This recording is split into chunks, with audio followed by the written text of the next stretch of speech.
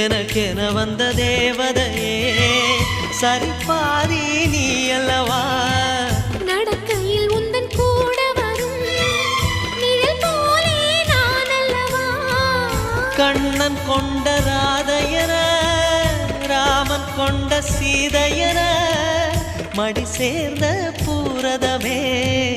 மனதில் வீசும் மாருதமே நன்றி சொல்ல உனக்கு வார்த்தை இல்லை எனக்கு நான் தான் மயங்குறேன் என்னுடைய மனச தந்துவிட்ட பிறகும் ஏம்மா கலங்குற